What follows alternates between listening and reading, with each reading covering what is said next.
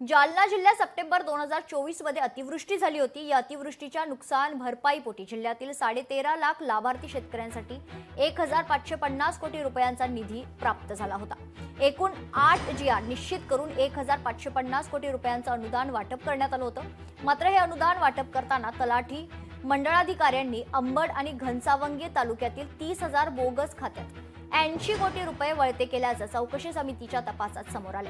तलाट्यांनी bogus खात्यात जमा केलेल्या रकमेपैकी 3.5 कोटी रुपयांची वसुली करण्यात आली आहे। तलाठी मंडळी चौकशी समिती सुनावणीसाठी येत असल्यानं त्यांना नोटिसा पाठवण्यात आल्याची माहिती जिल्हाधिकाऱ्यांनी दिली।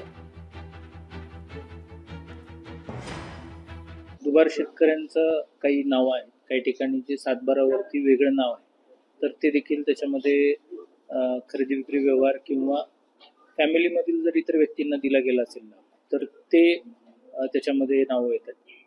तर त्यानुसार ते आकडेवारी 30,000 जी आहे तर त्याच्यामध्ये रिकन्सिलिएशन चालू आहे। 2,000 हेक्टरच्या जवळपास क्षेत्र बाधित झालेलं आहे। 2300 शेतकरी आहेत त्याच्यामध्ये, आणि मुख्यत्वे हे फळबागचं जे होतं, काही सीडचे प्लॉट्स होते, तर त्या ठिकाणी हे नुकसान झालेलं आहे आणि त्याचे पंचनाम्याचे आदेश दिलेले आहेत।